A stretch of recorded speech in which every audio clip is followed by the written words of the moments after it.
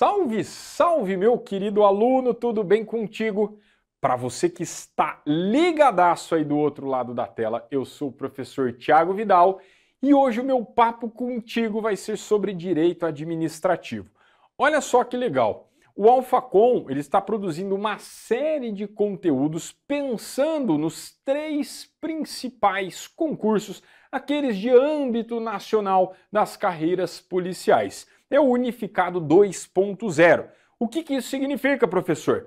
Nós, com base em análise de provas anteriores, faremos uma super revisão para que a gente possa assimilar, além do conteúdo da matéria, a forma com que a banca cobra estes conteúdos.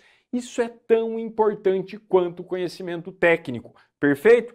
Então, a nossa análise serve tanto para PF, para PRF, quanto para o DPEM. Perfeito? Legal? Então o Alphacom trazendo aí essa junção, essa mescla na análise dos editais, que especificamente aqui, neste caso, direito administrativo, eles são muito próximos, ok? Então dentro dessa série de eventos aí, a gente faz a análise das provas, tanto da Polícia Federal, da Polícia Rodoviária Federal, quanto do DPEM. Dentro do direito administrativo, a gente tem aí muitos tópicos, tá, que são comuns a estes três editais. Então, sem problema nenhum, fazendo análise das questões de provas anteriores, a gente consegue aí avançar bastante em relação ao conteúdo. Perfeito? Legal? Então, a minha missão contigo neste exato momento é, fazendo análise das questões, repassar o conteúdo de direito administrativo. Nesse bate-papo específico, eu selecionei algumas provas da Polícia Federal, perfeito? Você vai perceber que no último ano, a última prova, ela foi comum para os cargos de agente, de escrivão, de papilo, né? Teve ano que eram provas diferentes e a gente tem uma quantidade de questões maior, mas a ideia você vai ver que basicamente é a mesma. A nossa velha, querida e conhecida CESP-Sebrasp, ela não muda muito o jeitão, não tem nem como, né, mudar muito o jeitão dela. Então a gente vai pegando o jeitinho aí, o bizu, e a gente vai revisando o conteúdo através das provas passadas. Fechou? Repito, antes você já está perguntando aí, jogando já, professor, mas vale para PRF, estava analisando prova da PF. Vale para os três, perfeito? Digo, repito e afirmo novamente, editais são muito próximos. Inclusive, muitos alunos, né, eles esquecem que a matéria é a mesma. Professor, mas para carreiras policiais é diferente de tribunais. Direito administrativo é o mesmo. O que muda só é a abordagem do conteúdo. Ok? E é isso que a gente vai ver através da análise das questões das provas passadas. Fechou? Então, sem mais delongas, ó, vem comigo para a tela. Tá aí, ó, questãozinha número 1 de direito administrativo. Como eu disse, vou fazer a análise das provas passadas da Polícia Federal. Ok? Uma característica que marcou bastante essa última prova de 2021 foi que no mesmo enunciado, tá, com base em um mesmo enunciado, a banca ela mudou o finalzinho, o comando da questão. Então ela trouxe um caso prático, um contexto, ela contextualizou uma situação prática e ela trouxe algumas questões com base nessa mesma situação hipotética. É isso que a gente vai ver a partir de agora. Então vem comigo. Determinado agente da Polícia Federal revelou um segredo sobre uma operação policial que seria realizada para deter uma quadrilha de traficantes. Ele havia se apropriado desse segredo em razão do seu cargo. Então o cara, puta gente boa, né, o policial federal, tinha acesso a uma informação, né, sigilosa e, em razão das suas atividades, ele acabou se apropriando desse segredo em razão dessas atividades, do seu cargo. Perfeito? E aí ele continua lá o contexto.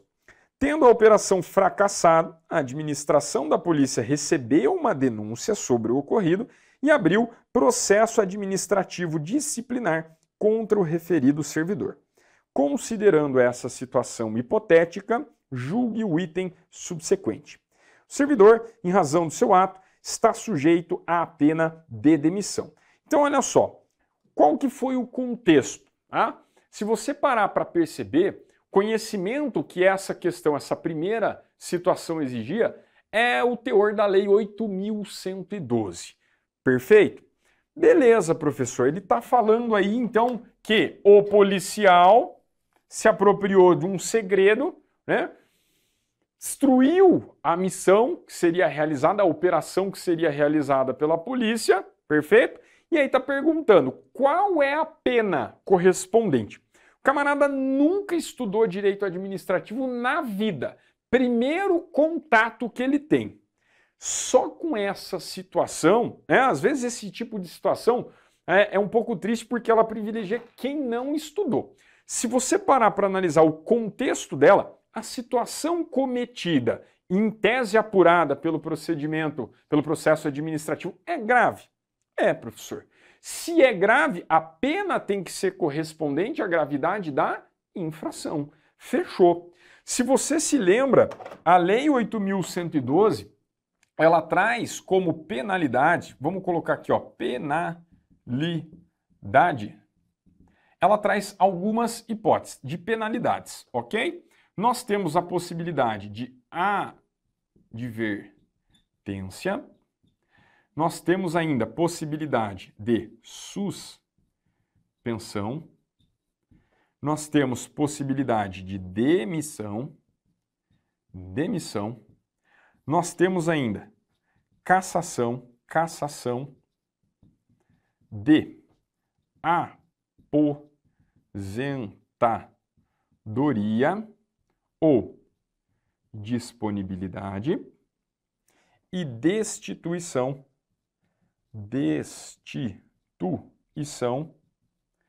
de cargo, destituição de cargo, comissão ou função comissionada, ok? Destituição de cargo comissionado, vamos colocar aqui, esquematizar, cargo comissionado ou ainda função comissionada, ok?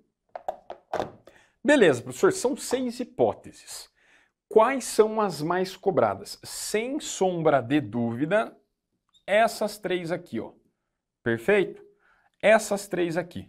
Legal? Advertência, suspensão e demissão. Só pelo contexto da questão, fazendo um recorte aí, já bisurando, não estou falando que só vai cair essas 3. A maior incidência em relação às penalidades da 8.112 são essas 3. Perfeito? Legal? Se você nunca estudou direito administrativo, você vai falar, putz, o cara destruiu a operação da polícia. Beleza? Ele pegou o segredo lá, ele sabia quem estava sendo investigado, ligou para o chefe lá do tráfico, da organização criminosa, e falou, ó, vai ser deflagrada a operação da Polícia Federal. Beleza? Se apropriou desse segredo, repassou esse segredo. Fechou? Estragou a operação. É grave? Sim. Qual das 3 penas que você vai aplicar? Obviamente que a pena de demissão. Então, se liga, ok? Porque sempre que a gente fala em penalidade, aplicação de penalidade, a gente tem que guardar proporção com a conduta praticada pelo agente. Fechou? Essa aqui, molezinha. Então, olha só, comando a questão está falando, foi grave? Foi. Contextualizou, qual que é a pena aplicada? Demissão, gabarito corretíssimo. Perfeito? Avança, mesmo contexto. E aí ele só muda o comando da questão. Lá no finalzinho ele fala, o processo aberto contra o servidor caracteriza poder de polícia administrativo. Então, cuidado, porque a pena a gente sabe que é correspondente à gravidade da infração. Fechou. Só que olha só, qual foi a situação descrita? Tá aqui, ó, o polícia, beleza? P de polícia, professor? Não, P de puto, né? Pô, o cara estragou a cooperação da polícia. É um puto, né, professor? Fechou, camarada tá aqui. Legal? Ele é um agente público. Ele faz parte da Polícia Federal. A Polícia Federal, você bem sabe, federal, ela tem natureza polícia de órgão público que faz parte da estrutura da União. Perfeito? Legal? Essa é a ideia. Quando a gente pensa num órgão público que está atrelado, que faz parte de uma repartição interna de competências, né? Essa é a ideia dos órgãos públicos, são partes especializadas, com competências especializadas que fazem parte de um todo, ok?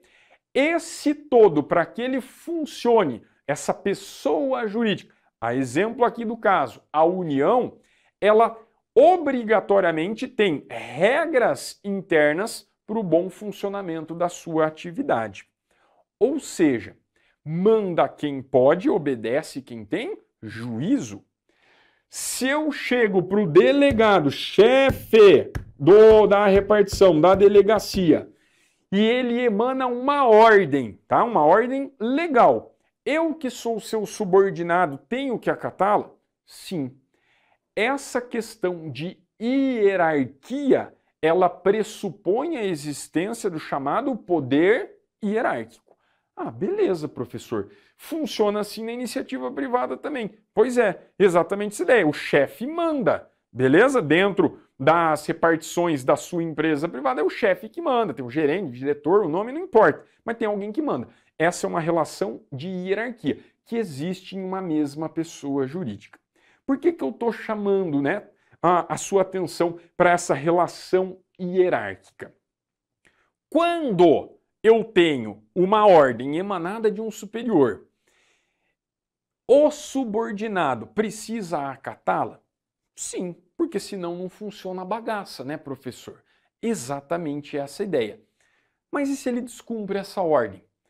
Pode-se gerar uma consequência? Pode. Então, perceba, muito cuidado. Dentro dessa estrutura hierárquica, vigora o chamado poder hierárquico. Legal? Que a gente estuda lá no tópico poderes administrativos. Poder hierárquico. Se você lembra que dentro de uma mesma pessoa jurídica, dentro de uma estrutura, existe relação de hierarquia, manda quem pode, obedece quem tem juízo, quando uma regra que é emanada do superior hierárquico não é acatada pelo subordinado, ele pode sofrer uma consequência? Sim. Pode não, né, professor? Deve aplicar-se uma consequência. Pois é. É exatamente a ideia que eu quero que você estabeleça. O poder hierárquico, ele é corolário do chamado poder disciplinar. Disciplinar. Se eu tenho uma relação de hierarquia dentro de uma pessoa, de uma mesma estrutura, de uma mesma pessoa jurídica, quando descumpridas as ordens, ok, do superior hierárquico, eu posso aplicar uma penalidade, uma sanção. Essa sanção decorre justamente de quem? Do poder disciplinar. É com base em uma relação de hierarquia que eu posso aplicar uma sanção àquele que tem algum vínculo com a administração pública. Percebeu o erro da questão que a gente tratou aqui? Muito comum esse tipo de questão. Por quê? Quando a gente fala no poder disciplinar, a gente pode e deve linká-lo com essas características aqui, ó.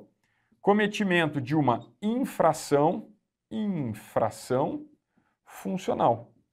Funcional. Que pressupõe o quê? Um vínculo jurídico especial. Como assim vínculo jurídico, professor? Volta aqui, ó. O agente público estava lá lotado, na delegacia, no órgão. Ele tem vínculo com a administração? Tem. Nesse caso aqui, ele é seletista, né, professor? Passou em concurso. Exato. Tem vínculo com a administração. Fez caca, praticou infração funcional, tem vínculo jurídico especial, pode se aplicar o quê? Penalidade. Uma sanção. Ok? Uma sanção. Fechou? Então, quando a gente fala em poder disciplinar, observadas essas três características, a gente pode falar o quê? No exercício desse camarada aqui. Legal? Diferentemente do comando da questão. Tá falando, ó, o policial federal que teve, né, revelou esse segredo, teve acesso a esse segredo em relação, né, ao exercício das suas atribuições, ele sofreu um processo administrativo disciplinar em razão de quem? Ele troca, ele não fala poder disciplinar, ele coloca poder de polícia. Ah, professor, mas o polícia não está sofrendo poder de polícia? Não, Anemar. Se liga, poder de polícia também implica na aplicação de sanção. Só que em relação aos particulares, quando a administração pública aplica uma sanção a um particular, limitando o direito, interesse ou liberdade desse cidadão, aí a gente pensa no poder de polícia. Percebeu? Diferentemente do poder disciplinar, que pressupõe vínculo com a administração pública, que é o caso desse agente público, do policial federal, o poder de polícia não pressupõe esse vínculo. Então, quando você toma uma multa de trânsito, você tem algum vínculo com a administração? Não. Você está sofrendo poder disciplinar? Não. Você está sofrendo o quê? Poder de polícia. Percebeu? Então, muito cuidado. Quando falou em aplicação de penalidade, de sanção, se decorre de vínculo jurídico do cometimento de infração funcional, que é o caso, poder disciplinar. Volta aqui comigo, ó. Risca o poder de polícia e coloca disciplinar. Essa exatamente é a ideia. Por isso que o gabarito da questão está errado. Perfeito?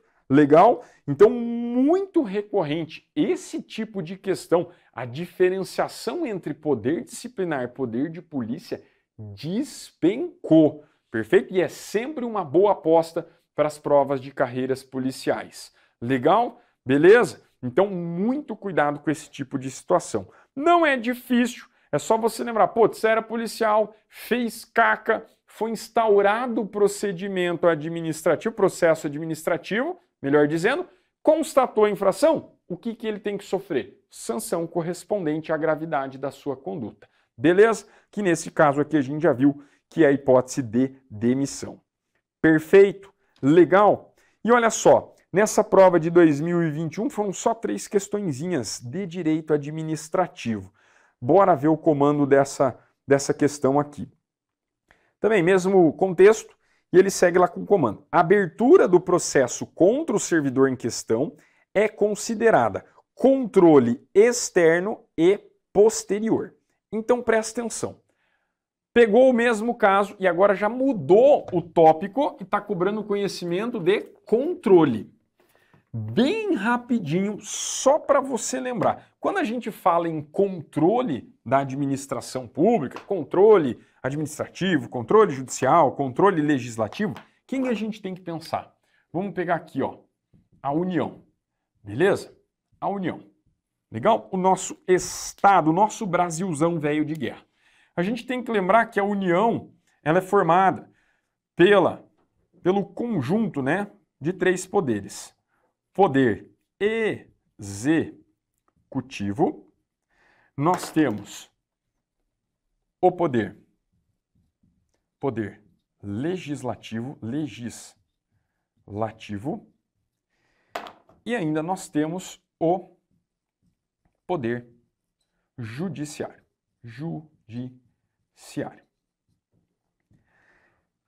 Se você lembrar dessas palavrinhas mágicas, quando você for estudar controle, o tópico dentro do direito administrativo chamado controle da administração, vai ficar muito mais fácil. Por quê? A ideia é que nós tenhamos 3 poderes estruturais independentes e harmônicos entre si. O que significa isso, professor? Para que esta bagaça chamada Brasil funcione, a República Federativa Brasileira, nós temos 3 poderes que têm papéis ou chamadas de funções típicas, ok? Tem atribuições específicas para que eles funcionem de forma harmônica, equilibrada. É o chamado sistema de freios e contrapesos. Cada um tem uma função típica, uma função específica, mas tem mecanismos para desempenhar controle em relação aos demais. Ninguém manda mais do que ninguém. Essa é a base da ideia da teoria dos freios e contrapesos. Então, quando a gente fala em controle, é exatamente esse conjunto de ferramentas que cada um desses poderes tem, ok? Sejam para exercerem esse controle em si mesmos, dentro do seu próprio âmbito, dentro do exercício das suas próprias funções, ou em relação a funções típicas de outros poderes. Explica melhor essa bagaça aí, professor. O poder executivo serve para quê? Ele serve para administrar. Administrar. Essa é a ideia. Colocar em prática questões de políticas públicas, o que foi pensado, planejado para o Brasil. Essa é a ideia do poder executivo. Tem por função típica administrar.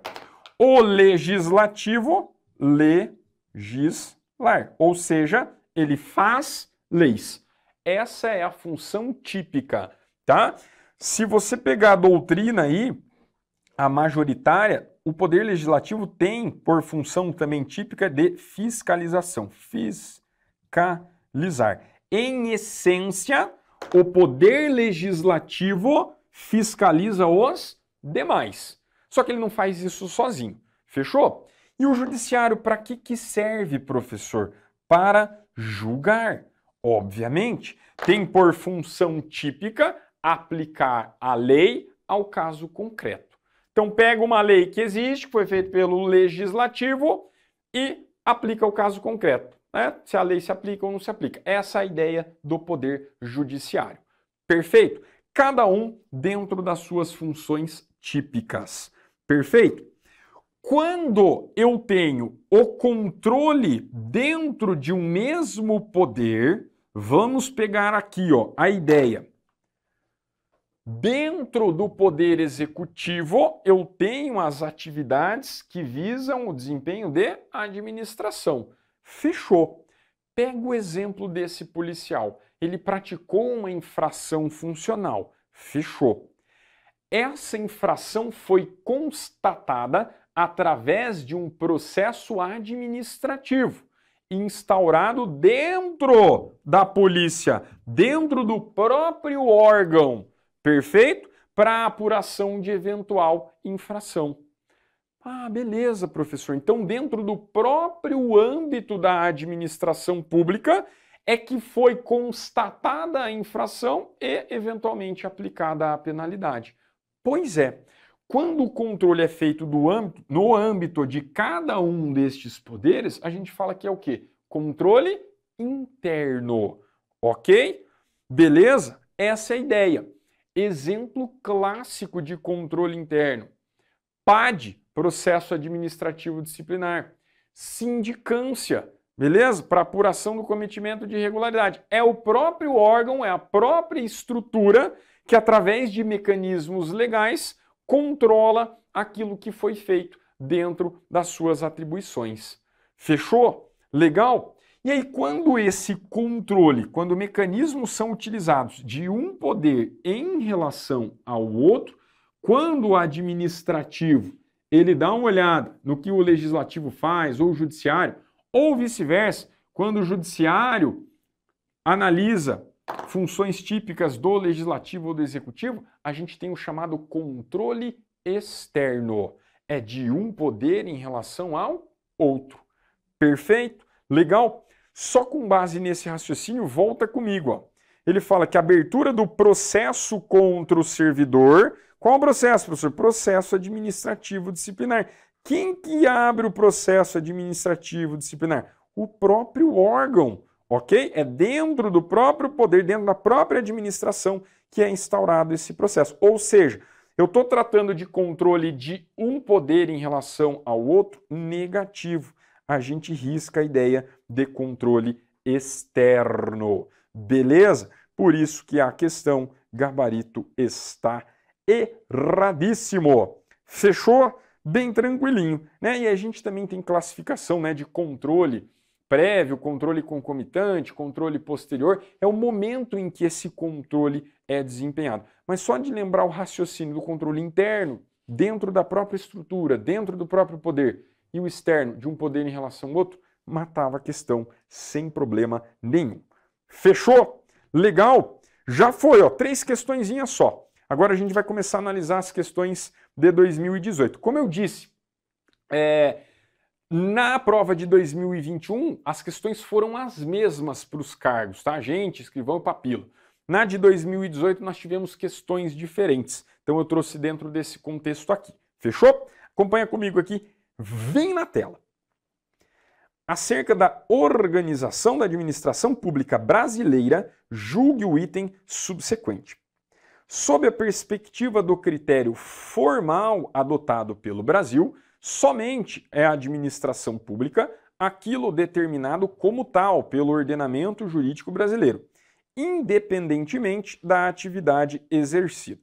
Assim, a administração pública é composta exclusivamente pelos órgãos integrantes da administração direta e pelas entidades da administração indireta. Respira, tá? Essa questão aqui, quando saiu o gabarito, foi bastante polêmica. Mesmo assim, a banca, nossa queridíssima CESP, Sebrasp, não trocou o gabarito. Então, se liga. Olha só. Quando a gente fala de organização da administração pública, a gente vai ter que lembrar que a administração pública, lá de acordo com o decreto número 200 de 1967, ela é classificada, né? Ela se estrutura, se organiza em administração direta e administração indireta. Quem me diz isso, professor? Decreto número 200 de 1967, que implementou no Brasil o sistema descentralizado de administração. Isso significa o quê? Que a administração direta, ela é integrada pelos chamados entes políticos. Que são aquelas pessoas jurídicas de direito público, dotadas de personalidade jurídica e com capacidade de fazer leis, ok? Essa é a ideia da expressão entes políticos, capacidade de legislar. Quem dentro da organização da administração possui essa capacidade, professor? União, estados, Distrito Federal e municípios. Fechou? Estes 4 camaradas, União, Estados, Distrito Federal e municípios, são os chamados entes políticos, que fazem parte da administração direta, ok? Eles se estruturam, desempenham suas atividades através dos órgãos públicos, ok? Órgãos públicos. Fechou?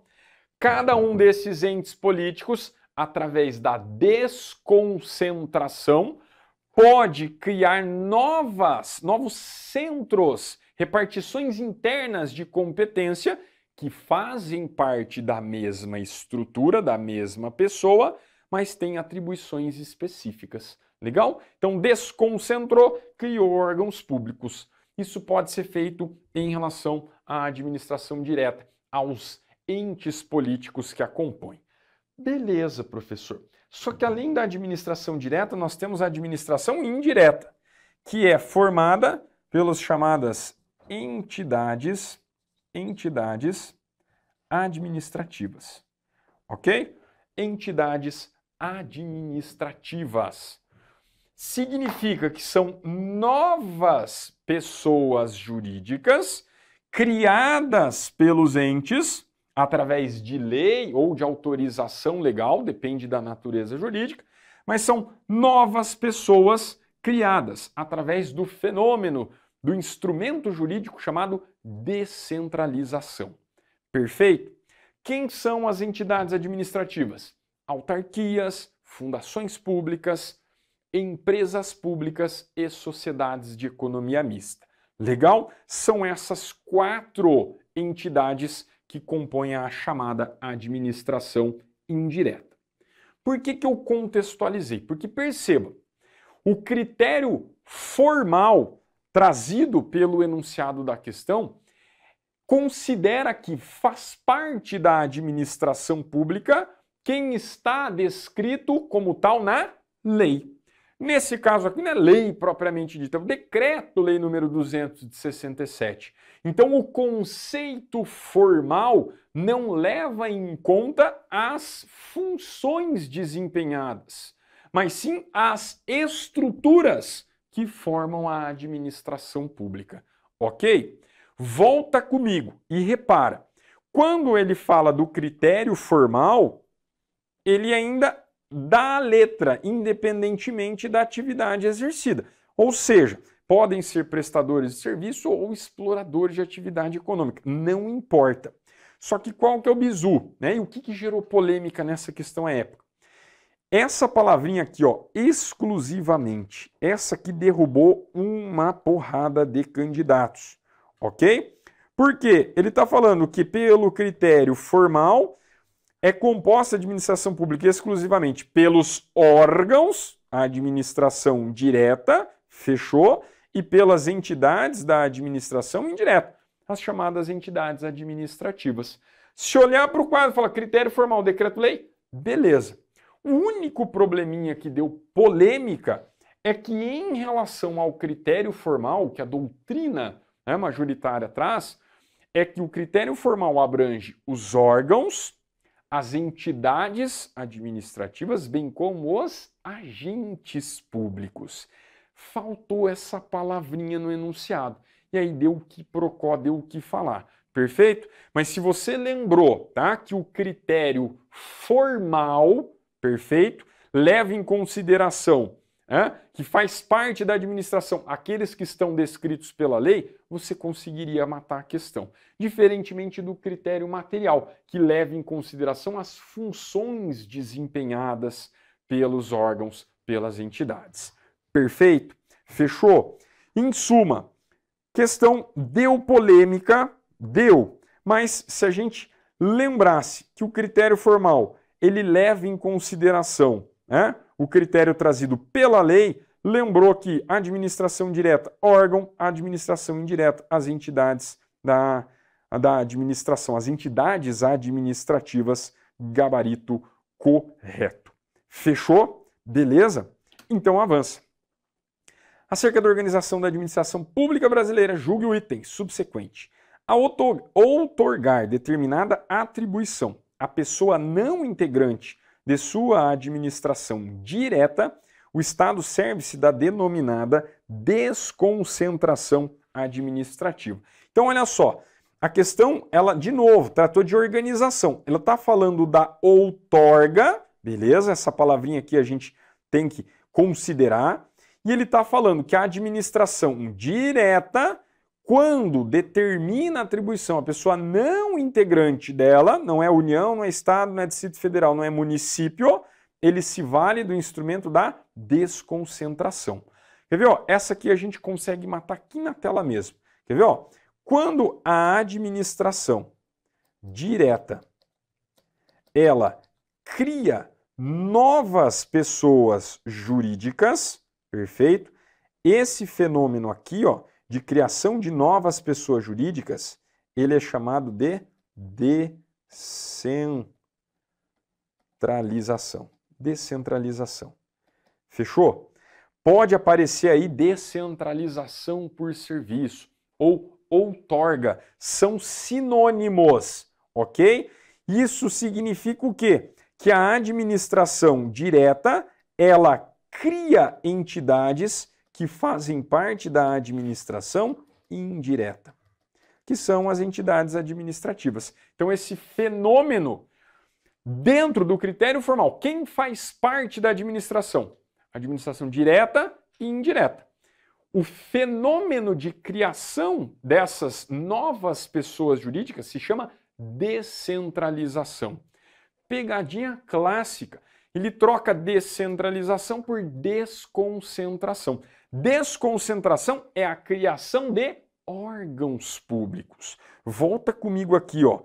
Se, a exemplo, vamos pegar aqui um ente político, administração direta, a União, ok? Quando a União, ela cria um órgão público dentro da sua própria estrutura, tem vários órgãos, né, os chamados ministérios. Quando ela cria um ministério, esse fenômeno se chama desconcentração. Então a desconcentração, ela ocorre dentro de uma mesma pessoa jurídica. Desconcentração, uma pessoa jurídica. Legal? Quando a gente pensa em descentralização, duas pessoas jurídicas, no mínimo. E aí a gente já conseguiria matar a questão. Quer ver, ó? Porque volta no enunciado. Quando ele fala, vamos dar uma limpada, ó. Outorgar determinada atribuição à pessoa não integrante de sua administração, ou seja, já está falando de duas pessoas, uma segunda pessoa. Esse fenômeno a gente tem que lembrar que é descentralização. Então o erro da questão está aqui, ó. Trocar desconcentração por descentralização. Fechou? Isso aí é mais velho que andar para frente, né, professor? Pois é, mas na hora da pressão, na hora do relógio correndo contra você, passa, às vezes passa. Por isso que é bom a gente ficar cascudo e treinar bastante. Legal? Beleza? Então o gabarito dessa aqui, ó, também errado. Fechou? Avança comigo. Próxima questão. A administração pública, além de estar sujeita ao controle dos poderes legislativo e judiciário, que a gente já viu na outra questão, na prova de 2021, exerce controle sobre seus próprios atos. Então, ó, a administração pública exercendo controle sobre seus próprios atos, que é a ideia do controle interno. Fechou? Até aqui nada de novidade. Tendo como referência inicial essas informações, julgue o item a seguir acerca do controle da administração pública. O poder de autotutela tem fundamento preponderantemente nos princípios da legalidade e da preponderância do interesse público e pode ser exercido de ofício, quando a autoridade competente verificar ilegalidade em ato da própria administração. Olha só, essa aqui também. A gente volta ao conhecimento lá do tópico de controle. Quando a gente fala em controle administrativo, quem que a gente tem que pensar? Princípio da autotutela. Beleza? O que significa autotutela, professor? Autotutela. Se liga. Olha só como o próprio nome do instituto ajuda. Auto. Quando eu falo auto, eu mesmo. Beleza? Tutela. O que significa tutela? Proteção.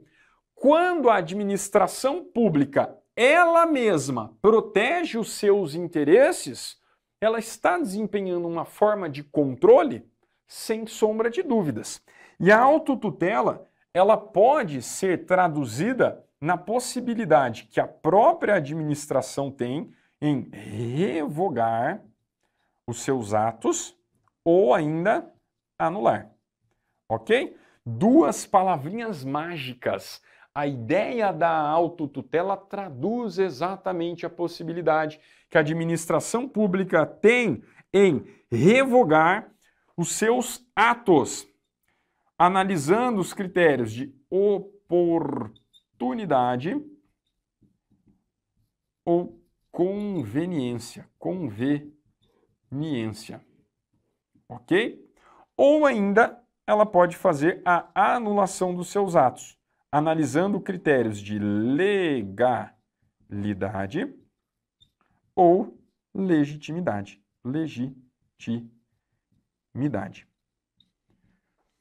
Para pensar comigo.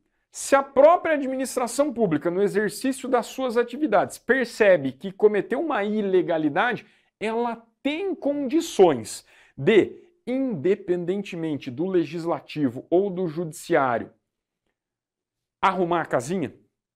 Pô, professor, é exatamente essa ideia de autotutela. Capacidade que a própria administração tem em proteger os seus interesses. Ela quer que um ato administrativo que contraria a lei, que seja ilegal, permaneça produzindo efeitos? Teoricamente, não. Por isso que ela pode o quê? Anular um ato ilegal ou ilegítimo. Ah, beleza, professor, mas nem tem ilegalidade, nem tem legitimidade. A administração praticou um ato administrativo, mas agora ela não quer mais. Não é, deixou de ser oportuno, deixou de ser conveniente. Ela concedeu a autorização para um particular para a utilização de um espaço público, mas agora não é mais conveniente, não é mais oportuno. O que a administração pública faz? Revoga o ato administrativo de autorização. Simples assim. Fechou? Várias questões vêm no sentido de trocar as expressões. Vai falar que a administração anula um ato administrativo inoportuno ou inconveniente. Está errado, porque tem que revogar. Ou ainda que a administração pública revoga um ato ilegal ou revoga um ato ilegítimo. Trocado. Revogação e anulação são formas, são espécies de extinção, né, da chamada retirada do ato administrativo, cada qual com o seu fundamento. Então, quando eu penso em revogação, oportunidade e conveniência. Anulação, legalidade ou legitimidade. Perfeito? Legal? E só para arrematar, quando a gente fala em anulação, aqui ó, vale constar a observação. A anulação, ela também pode ser feita pelo Poder Judiciário. Poder Judiciário, desde que mediante provocação. Lembra? Qual que é a função típica do Judiciário? Aplicar a lei ao caso concreto. Se a administração pública pratica um ato que contraria a lei, o Judiciário pode fazer uma espécie de controle, pode anular um ato praticado pela administração, pelo Executivo? Sim, desde que seja provocado para isso. Fechou? Beleza? Então volta comigo. Ele fala exatamente, ó, que é controle seus próprios atos, legal? Ele fala do poder de autotutela, princípio da legalidade, preponderância do interesse, e ele fala verificação de ilegalidade em ato da própria administração. Gabarito corretíssimo. Fechou? Avança.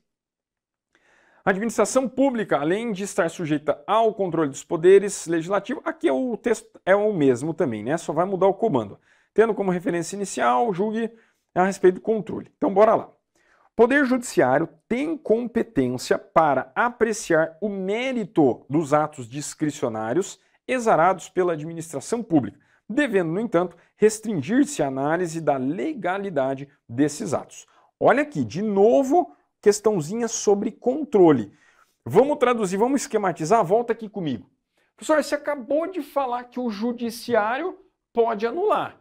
Beleza, ele pode? Pode, porque o Judiciário aprecia questões de legalidade ou legitimidade, sem problema nenhum. Aplica a lei ao caso concreto. O que não pode é o Poder Judiciário fazer às vezes da administração, substituir o Poder Executivo e analisar oportunidade e conveniência. A oportunidade e conveniência é justamente chamada pela doutrina de mérito administrativo. Olha o nome, mérito, compete a quem? De quem que é o mérito, essa prerrogativa? Da administração. Fazer o quê? Análise de oportunidade e conveniência. Trocando em miúdos, professor.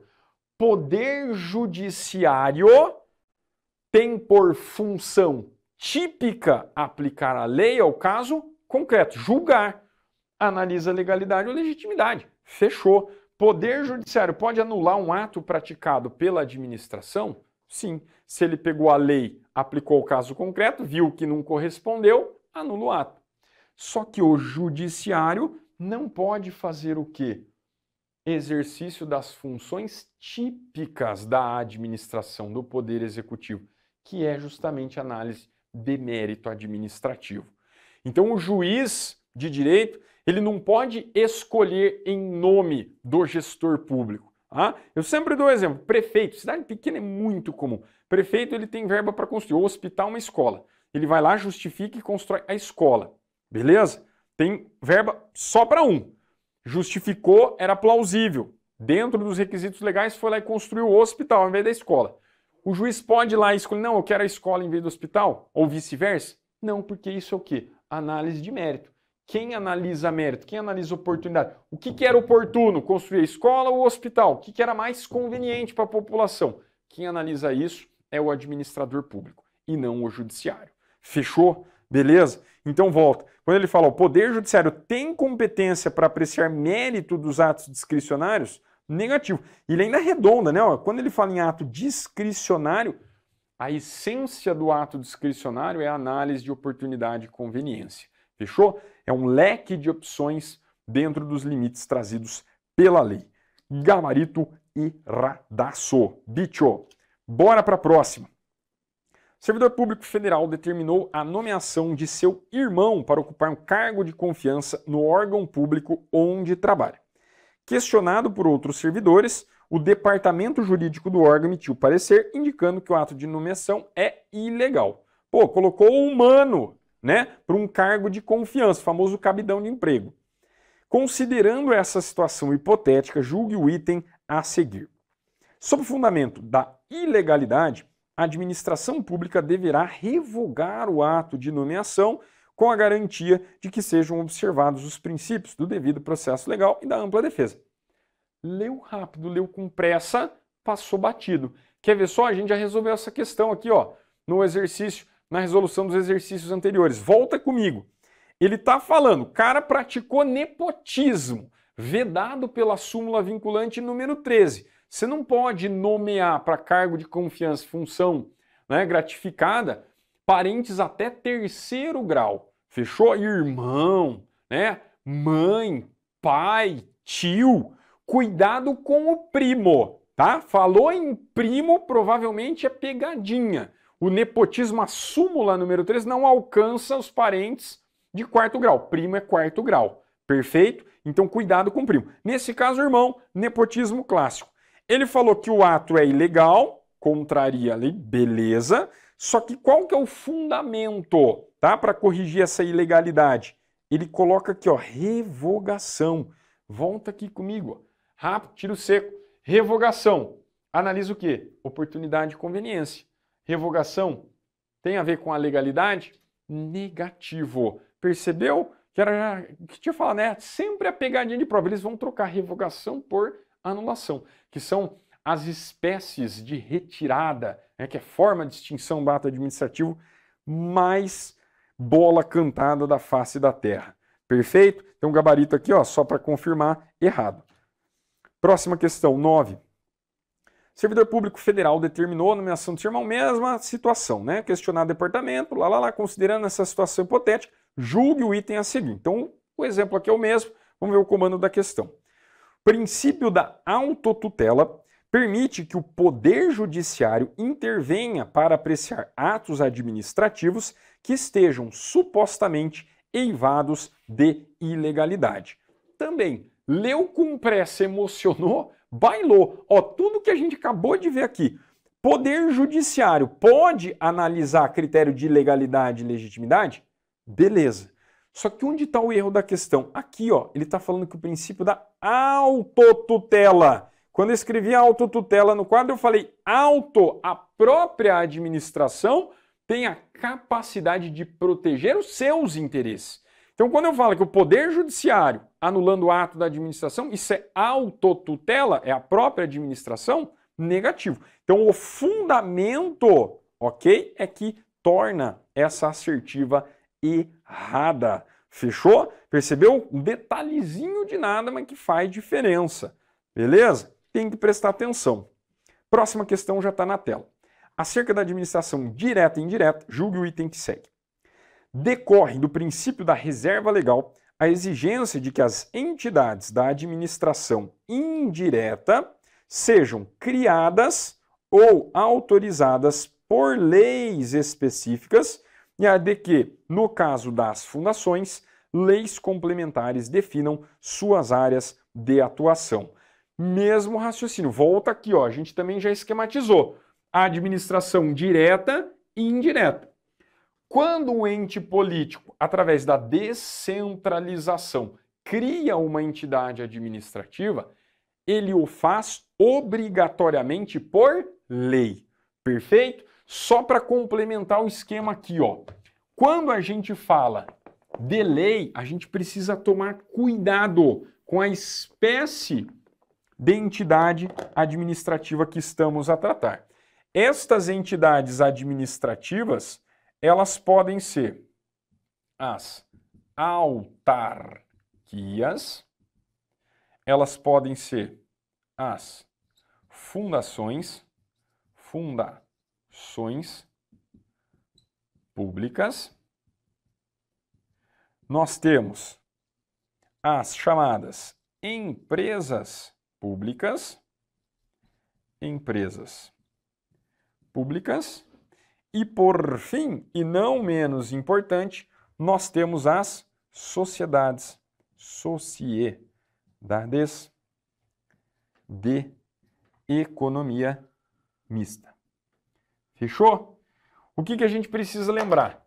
A autarquia é pessoa jurídica de direito público. As demais são pessoas jurídicas de direito privado. Fechou? O que significa isso, professor? Regrinhas de direito público se aplicam às autarquias, regras de direito privado se aplicam às demais entidades administrativas. Elas têm um ponto em comum, são entidades administrativas, fazem parte da administração, são criadas através da descentralização. Só que olha o bizu, as autarquias são criadas através de lei. Já as fundações, empresas públicas e sociedades de economia mista têm sua criação autorizada por lei. Tem diferença, professor? Tem. A lei que cria, a partir do momento que é promulgada, que entra em vigência, já nasce no ordenamento essa estrutura. Beleza? Publicou, entrou em vigência a lei que cria uma autarquia, já está valendo, já é dotada de direitos e de obrigações. As pessoas jurídicas de direito privado, não. Eu tenho uma lei que autoriza a criação, e aí depois eu preciso do registro dos atos constitutivos dessas pessoas no órgão correspondente, na junta comercial, no cartório de registro de pessoas jurídicas.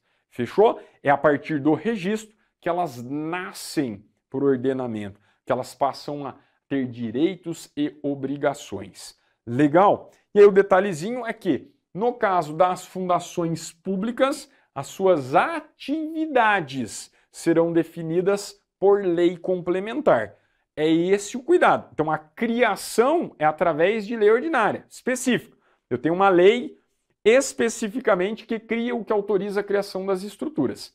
No caso das fundações públicas de direito privado, tem por objeto, tem o seu objeto definido por lei complementar. Ok? Então o gabarito dessa aqui, ó, corretíssimo, tá? Também de acordo aí com os conhecimentos de organização da administração pública. Próxima, essa aqui também já envolve a organização. Acerca da administração direta e indireta, julgue o item que segue. Desculpe. A administração direta é constituída de órgãos, ao passo que a administração indireta é composta por entidades dotadas de personalidade jurídica própria, como as autarquias, que são destinadas a executar serviços públicos de natureza social e atividades administrativas. Beleza! Olha só, dentro da administração indireta, nós temos espécies de entidades administrativas. As autarquias são aquelas estruturas, pessoas jurídicas mais próximas aos entes políticos, porque elas são dotadas de personalidade de direito público. Perfeito? Para que serve uma autarquia, professor? Para desempenhar a função típica do Estado. O Estado, a administração direta, não dá conta sozinho. Então ela cria novas pessoas para que, conferindo autonomia orçamentária, gerencial, administrativa, consigam auxiliar na administração. Perfeito? Legal? Então a gente pode afirmar, é correta a afirmação, de que a administração direta atua através de órgãos públicos e a administração indireta através de entidades administrativas. Perfeito? Fechou? Beleza, professor, e qual que é a diferença de uma autarquia, fundação pública, sociedade de economia mista e empresa pública? Primeiro, personalidade jurídica, a gente já separa as autarquias das demais, legal? E em relação às fundações públicas de direito privado, se aparece na prova, assim como na questão anterior, elas têm por objeto, o seu objeto vai ser definido através de lei complementar.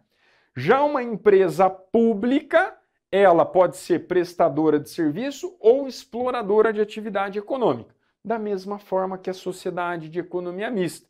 Como é que eu vou fazer para diferenciar as duas então, professor? Olha o nome. Empresa pública, ela é formada por capital 100% público, ok? Quando ela vai ser criada através de uma lei que autoriza a criação, o registro dos atos constitutivos, 100% do seu capital é de origem pública. Sociedade de economia mista porque mistura capital público e capital privado. Outra diferença entre elas, empresa pública pode ser constituída sob qualquer forma admitida, forma jurídica admitida em direito, sociedade limitada, por comandita, sociedade anônima, enfim. E já a sociedade de economia mista somente pode ser constituída pela forma de sociedade anônima, a famosa SA. Beleza? Estas são as principais diferenças entre essas estruturas. Fechou? Avança. Próxima questão. Acerca dos poderes administrativos, julgue o item a seguir. A inércia do administrador ao não adotar conduta comissiva prevista em lei é ilegal, em função do poder e dever de agir da administração pública, caso em que é inaplicável a reserva do possível. Professor, li e não entendi. Às vezes a gente nem compreende, a gente tem que traduzir o enunciado. Volta comigo, quer ver? O que a questão está falando? A administração pública não fez. Ela ficou omissa, perfeito? Quando deveria fazê-lo. Show de bola? Nesses casos, ela pode ser responsabilizada? Sim. Quando ela tem o dever de agir, né, que é a ideia do chamado poder-dever e se omite, ela pode ser responsabilizada, ok? Essa é a ideia. E aí a gente tem aquela classificação da omissão genérica e omissão específica. Quando a omissão é genérica, a administração pública não tapou um buraco lá e veio um camarada, passou, né, e bateu com o carro e morreu, faleceu. É uma omissão genérica. A administração não tem como tratar de todas as situações em matéria de educação, de transporte, de segurança pública. Então é a chamada omissão genérica. E é nessa hipótese que a gente aplica a chamada teoria da reserva do possível. De forma bem resumida, a administração pública ela só pode ser responsabilizada por aquilo que ela não fez se ela conseguiria fazê-lo. Legal? Como assim, professor? A administração não pode ser responsabilizada por tudo aquilo que ela não conseguiu fazer. É impossível ela prestar suas atividades, seus serviços em todas as áreas de forma satisfatória. Resumidamente, é essa teoria que é aplicada, inclusive, pela Suprema Corte. A ideia da reserva do possível. Então, quando a questão fala que a teoria da reserva do possível é inaplicável, o erro da questão está aqui, ó. Ela é aplicável. Nos casos de omissão genérica, a administração não pode ser responsabilizada, perfeito? Porque ela não consegue prestar serviços às suas atividades em todas as áreas. Fechou? Legal? Então avança. Próxima questão também, ó, trata de poderes. O excesso de poder, acerca dos poderes, julgue o item. O excesso de poder é modalidade de abuso de poder nas situações em que o agente busca alcançar fim diverso daquele que a lei lhe permitiu. Rapidamente, para nunca mais esquecer, olha só, abuso de autoridade, autoridade não, ó o professor com lá com o direito penal, né? Abuso de poder, ok? Ele é gênero, dos quais são espécies o excesso de poder, o desvio de poder, e a gente acabou de ver a questão da omissão, ok? Omissão. Então essas são espécies de abuso de poder. Fechou? O que significa excesso de poder? Quando a administração pública extrapola os limites trazidos pela lei. É um vício na competência. Ela não tinha atribuição para desempenhar determinada atividade, foi lá e o fez. Isso é excesso de poder, ok? Extrapola os limites legais, as suas atribuições definidas pela lei. Já o desvio de poder, que eu prefiro particularmente chamar de desvio de finalidade, mas na hora da prova aparece desvio de poder só para confundir, é vício em qual dos elementos do ato administrativo? Finalidade. A administração pública pratica um ato visando alcançar fim diverso do interesse público. Volta comigo, quer ver na questão como é que fica fácil? Ele está falando que excesso de poder é modalidade de abuso. Fechou. Beleza, tranquilo. Só que o erro está onde? Ele falou, nas situações em que o agente busca alcançar fim diverso daquele que a lei permitiu. Aí, o final da questão, ela trata de quem? Do desvio. Então ele confunde, ele troca os conceitos aqui, as espécies de abuso de poder. Sacou? Então abuso é gênero. Excesso e desvio são espécies. O excesso, quando ultrapassa os limites das atribuições legais, o desvio, quando ele confere finalidade diversa do interesse público. O camarada pratica um ato administrativo querendo obter vantagem, querendo beneficiar alguém. Tá? Essa é a ideia de fim diverso do interesse público, daquele buscado pela lei. Perfeito? Legal? Então ele trocou os fundamentos, na verdade, das espécies de abuso. Por isso que essa questão aqui está errada. Fechado? Lembrou desse esqueminha? Nunca mais erra na hora da prova. Próxima questão já está na tela.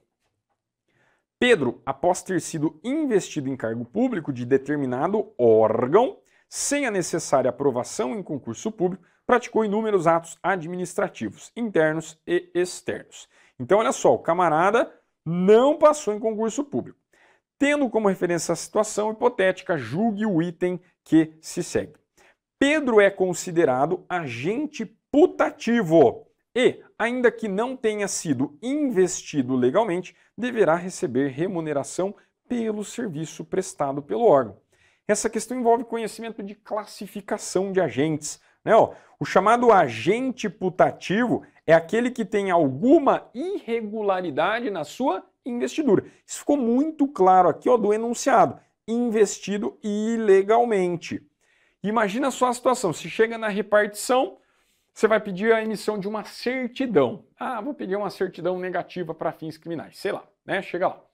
Você vai pedir a matrícula do agente público que te atende, você vai falar, você é funcionário, cadê a tua nomeação aqui? Cadê o teu termo de posse? Você vai questionar o sujeito que está do outro lado do balcão? Não, porque presume-se que ele seja um agente e que tenha atribuições trazidas pela lei para que ele possa desempenhar aquelas atividades. Fechou? Então presume-se, eu que sou terceiro de boa-fé, presume-se que ele seja um agente, ainda que irregular a sua investidura. Por isso que surge essa nomenclatura, agente putativo, ok? O agente falso é agente, mas não é. Beleza? Todos os atos praticados por esse agente em relação a terceiros de boa-fé são considerados válidos. Professor, mas ele não era agente. Ele vai receber por aquilo que ele fez?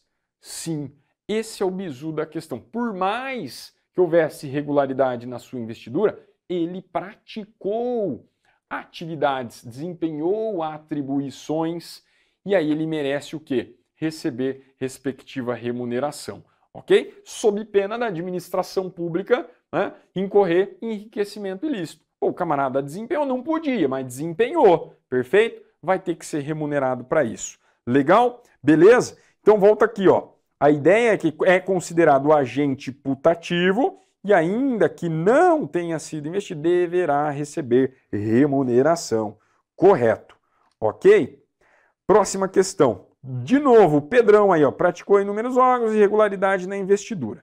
Bora lá, tendo como referência, vamos ver o comando da questão. Atos administrativos externos praticados por Pedro em atendimento a terceiros de boa-fé têm validade, devendo ser convalidados para evitar prejuízo.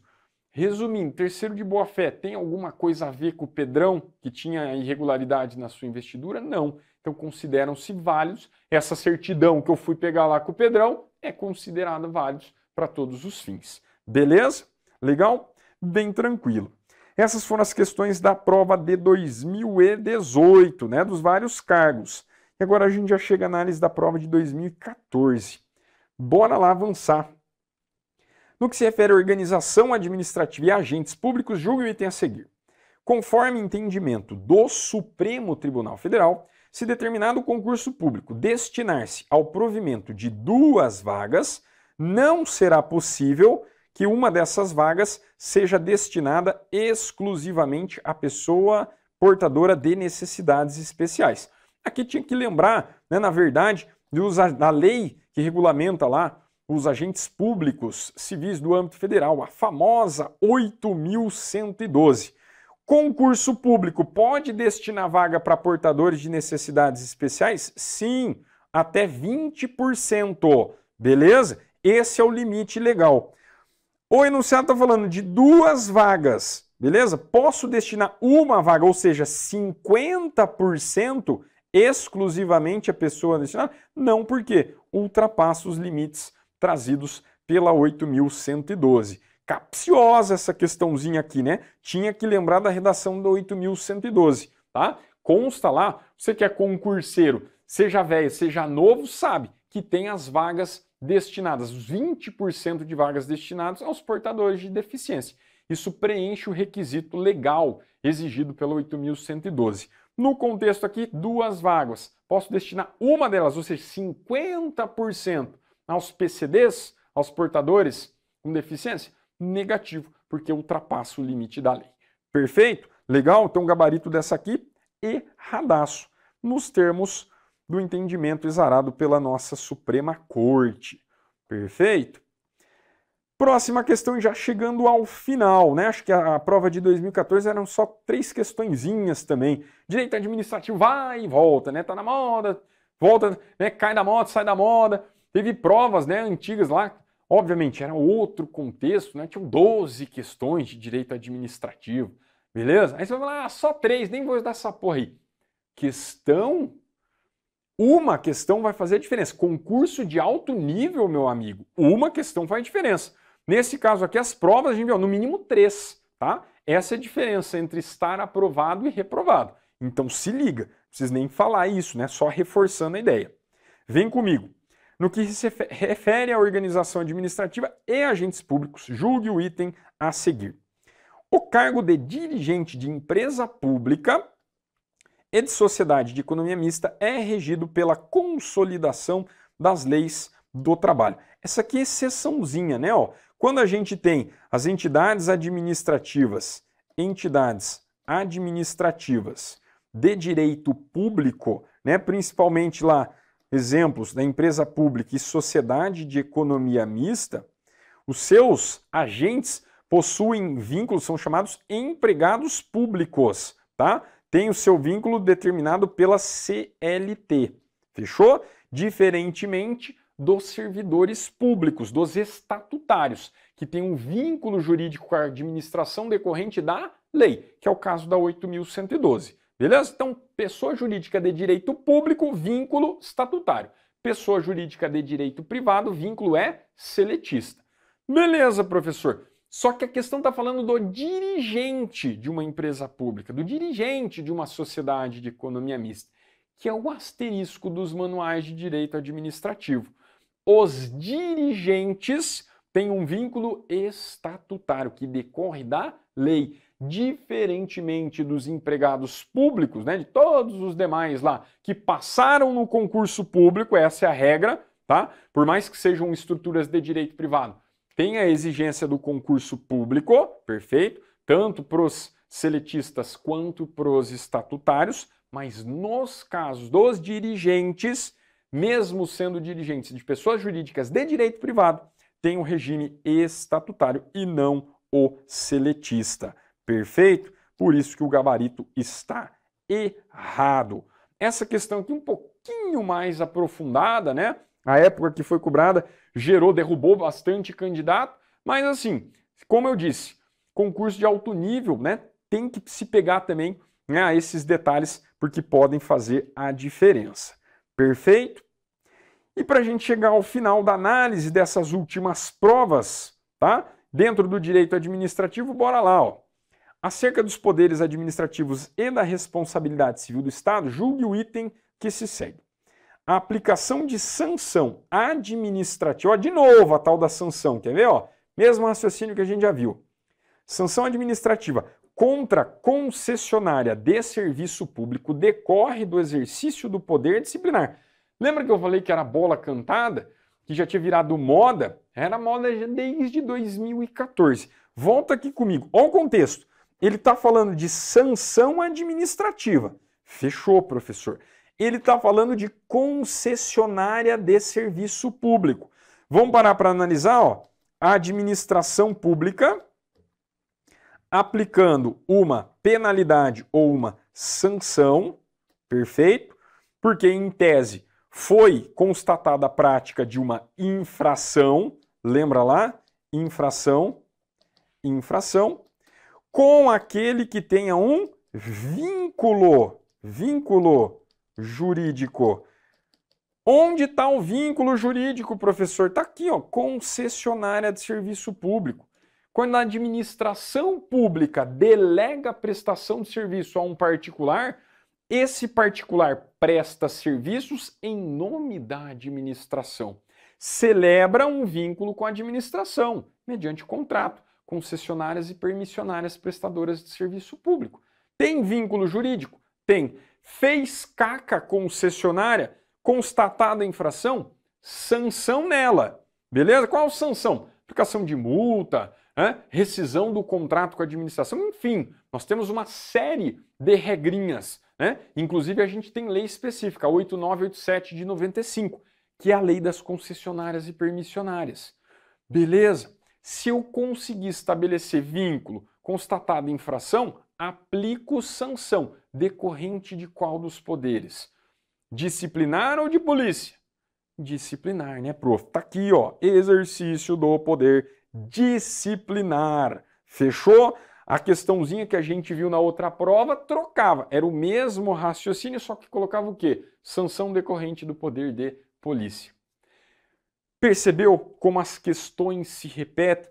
Às vezes a gente bate o olho no edital e fala, putz, é muito conteúdo. Só que os conteúdos, eles se interligam e eles aparecem repetidas vezes nas mais variadas questões ao longo do tempo. Fechou? Então espero que com essa análise você tenha percebido, tenha treinado para você que já está, né, com o estudo afiado aí, para você que está começando, você tenha percebido que não é o bicho de sete cabeças. A gente aliando conhecimento técnico, estudo, né, assistindo videoaulas e empregando esse conhecimento através da resolução de questões, pegando provas anteriores, né, colocando a mão na massa, a gente consegue adquirir aí conhecimento suficiente rumo à nossa aprovação. Fechou? Então espero que você tenha curtido esse evento e se liga, logo logo eu tô de novo na telinha e eu e outros professores aqui do AlphaCom trabalhando essa ideia, né, do unificado 2.0. A gente consegue trabalhar com muita qualidade, PF, PRF e DPEM, sem sombra de dúvidas. Trabalhando as especificidades, as matérias específicas, a gente consegue sentar o aço. Fechou? Espero que você tenha curtido, um grande abraço e até a próxima.